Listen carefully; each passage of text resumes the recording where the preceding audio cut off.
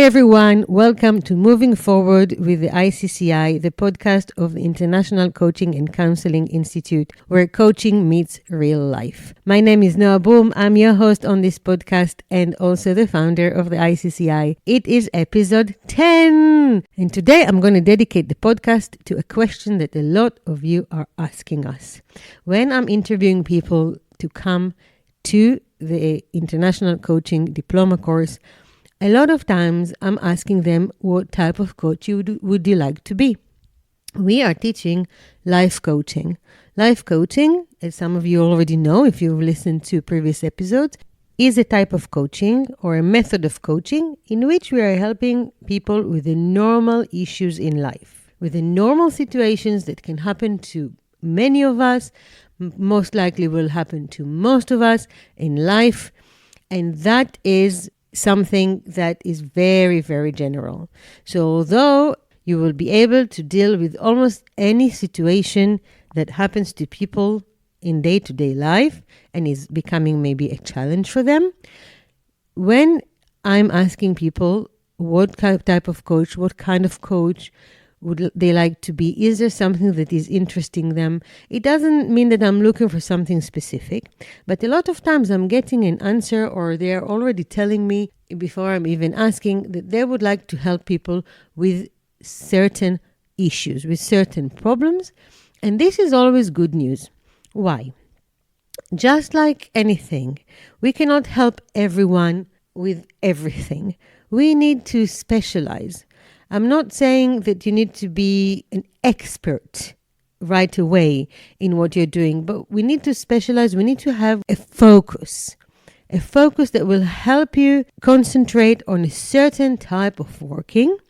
And when you do that focus on the course, this is what usually is happening to people. This is where they are developing to become a life coach that specializes in this, that, or the other. And today I would like to give you a few examples, ideally 10, okay? I'm putting it as a target, 10 to celebrate the 10th episode of the podcast, 10 types of work that you can do as a coach. Now, I'm going to do it completely randomly. I am revealing here that what I'm going to do is I'm going to scan in my head recent people that were on the course and where did the course take them to. And if there is something that resonates with you, please don't hesitate to ask us. You can join our Facebook group, again with the name Moving Forward, the community of the International Coaching and Counseling Institute, where you can ask us anything you want. I will put the link to the group here in the description of the episode. So like I said, I'm thinking about the recent students and what have they done with the course and what types of coaches are they now.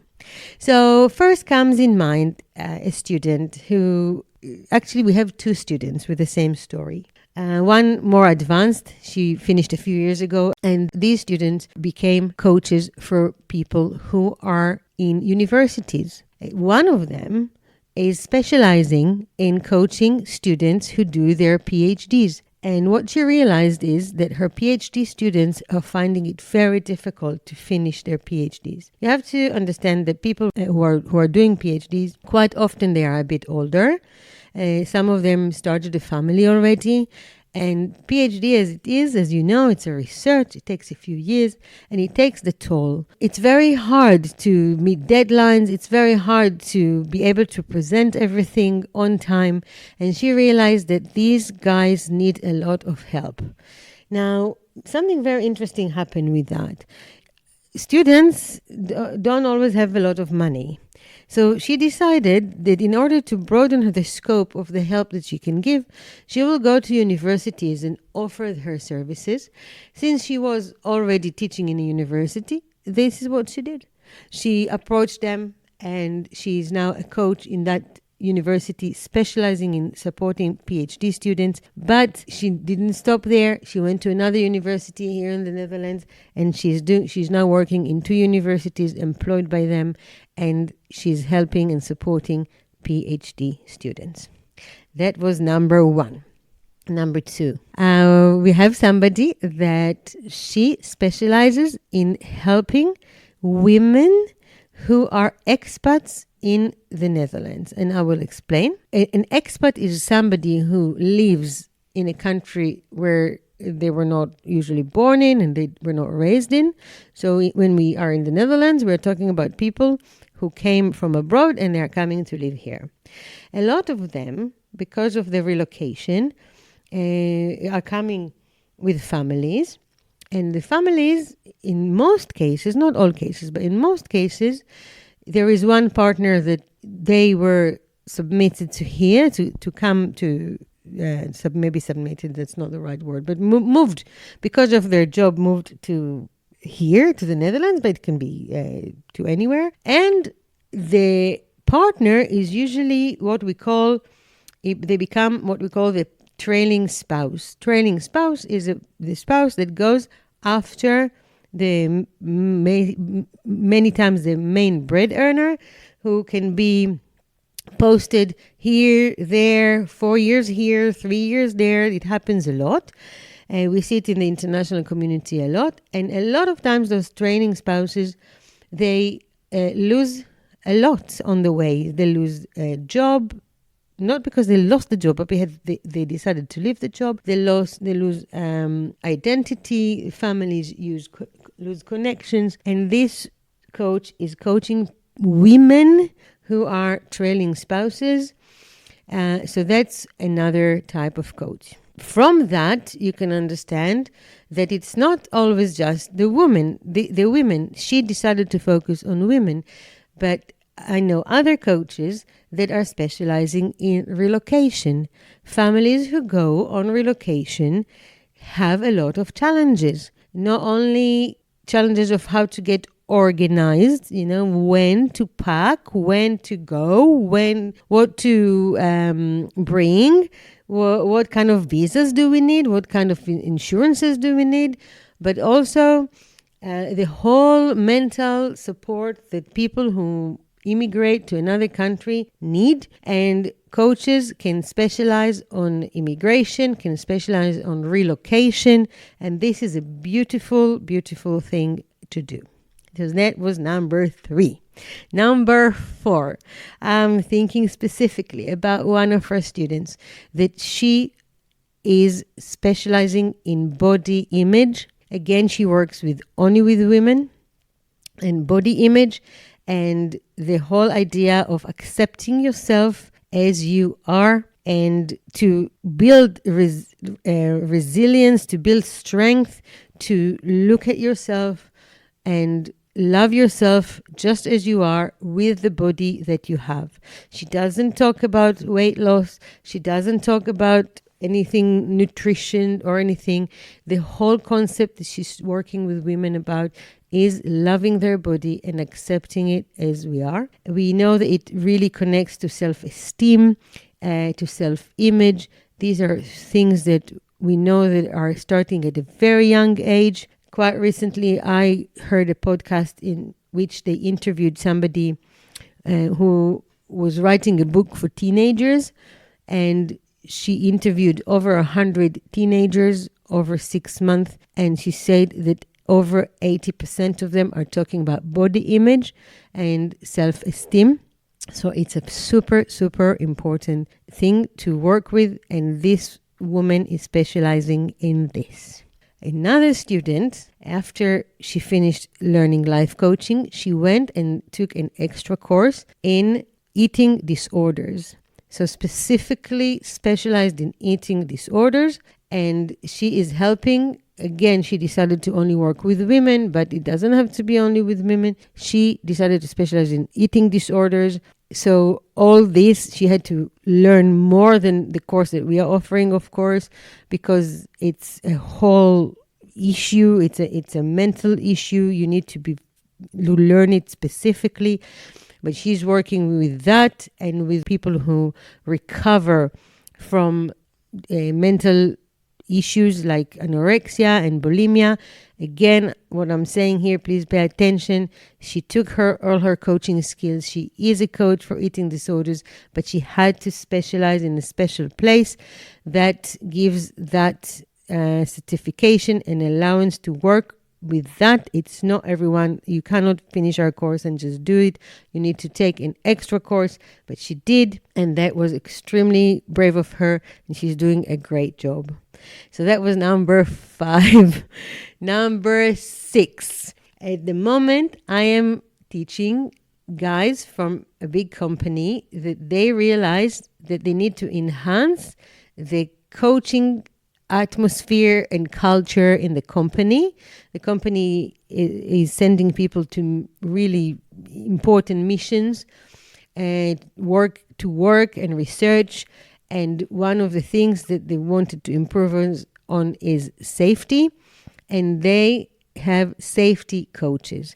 Now, safety coaches is a big thing in the industry. You have people who specialize in this. And if you come from a background of safety or anything to do with quality control and things like that, maybe you're an auditor, that could be something that could be really good for you to know how to raise the culture of safety in organizations, and even if with families, to coach people to how to make their houses safer. This is something that can be really nice to work with. So I think that was number 6. Number 7 is to do with loss. We have a student. I hope that she will come to our podcast very soon. She is specializing in loss, so supporting people who go through loss. Loss in more general way of looking at it. According to her, this was fascinating for me to learn what she's doing when she was studying, to see that actually a lot of us go through loss without even realizing. And the nice thing about her is that she even called her company In Life and in Loss, because loss, according to her, is part of life that needs to be addressed. So she is specializing in this. I think that was number 7. And number 8, we had a student that she herself discovered that she has ADHD at quite late age. And after she discovered it about herself, she discovered it about her son and her daughter, and her husband apparently has ADD. Basically, the whole family is celebrating what my mom calls the letters.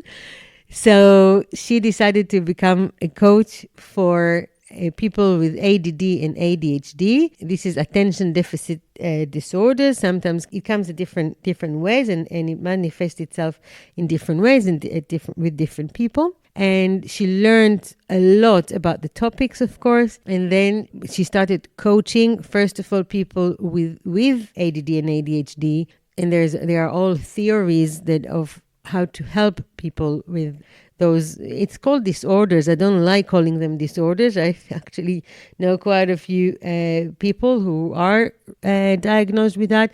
I think it's something to celebrate. But if they are called disorders by the definition, so not only to help people on how to deal with it and how to live their life to the full and not think badly about themselves, etc., but also to support their families. And I know that recently she extended it to support schools. A lot of children in schools are diagnosed with that, and the teachers don't know what to do. So she is coaching those people. I believe, oh gosh, I lost count. I think this was number 8.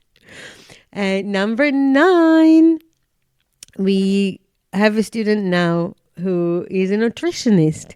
And as a nutritionist, as you probably know, that they are giving advice. They are telling people what to do.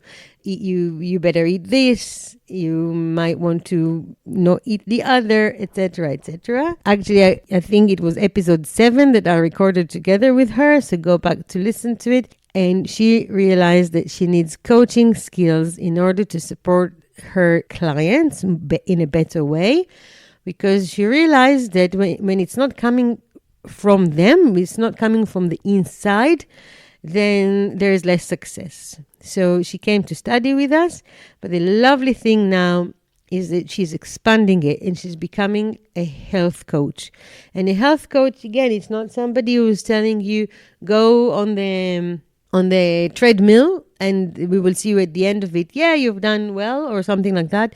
A health coach is somebody who has a broadened look at your health and is helping you to enhance your health from different aspects. She's got a lot of experience in that. She came with this experience in advance. Pay attention. This is not something that you will just learn to be a life coach and that's it. You have to have some more knowledge and maybe even more diplomas and a lot more studies. But this is something that you can certainly become if you come from this background. I had a dietitian once who did something similar. So this is definitely something that you can do as well. And number 10, when I'm thinking about it, I have 11 and 12 and 13, but I will stop at 10 with something that I really love. Coaching for parents. So many of us have experience in being parents, and we know that those children don't come with a manual. And I love the concept of coaching parents and guiding them in their parenthood life. Again, we need a listening ear sometimes. We need somebody that will listen to us, that will give us a bit of guidance. It's the kind of coaching that a lot of us, or people in the past, I would say, had a lot of support, a lot of guidance. People who were living in closer communities, they had their parents there, their uncles, their aunties, the grandparents, sometimes lived in the same neighborhood or the same even house. And you had guides to show you what to do as a parent. And with time, societies have become more that we are celebrating the individual and the individuality of families, and we don't have all that support. Some of us live far away from our parents and our families. So we are alone, and we're alone with this issue called parenting.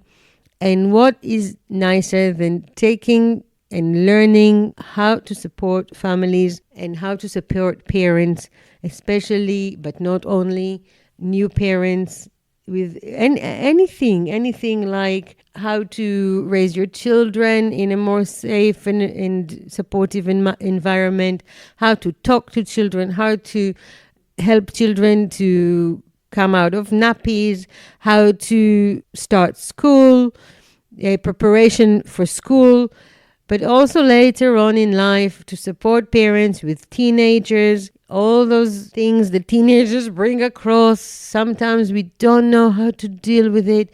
And here is a lovely idea of becoming a coach for parents. And this is something that I think is super, super beneficial. So these were the 10 that I've mentioned now. Like I said, there are many more that I can think about. And what I'm encouraging you to do is to think about what is your thing, what area interests you. Is it maybe to work with animals? Is it maybe to work with people who are sharing a specific problem? So, for example, parents who are parents to children with special needs. Yeah, this can be a specialty. My specialty when I started was pregnancy loss. Anything like that you find interesting. It can be some executive coaches. It can be coaching for performance. It can be coaching for businesses, for business owners. Anything like that. The world of coaching is becoming so diverse. So with life coaching, you can do all those things, and you can do things that I have not mentioned and I have not thought about, and other people have not thought about. And you will be the first one to coach in this area. Just remember that the whole idea of coaching is so diverse. We need help with so many things. You heard me saying that before. Coaching is about dealing with the normal issues in life. A lot of times we get to what we want to work with through our life experience. Like this woman with the ADHD. Like people who have been through relocation. or are in relocation, and they see that they can help others who are experiencing the same thing. So, like I'm saying, the expert that you need to be is in life coaching. And the speciality can be something that you're interested in. You don't necessarily need to right away be an expert in it. You can specialize in it. I hope you understand the difference. Maybe later on, with more work and experience, etc., you will become the world's expert on it. Maybe, I don't know.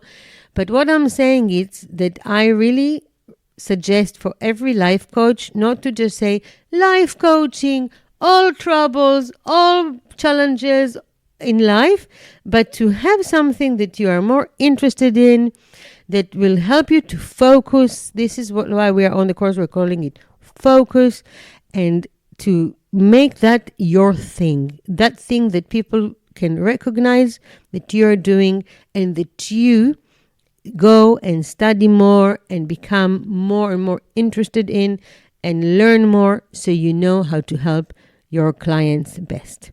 I hope that was clear. It was very kind of quick list, I know, but it's just, I really wanted to share that with you because so many of you are asking about it.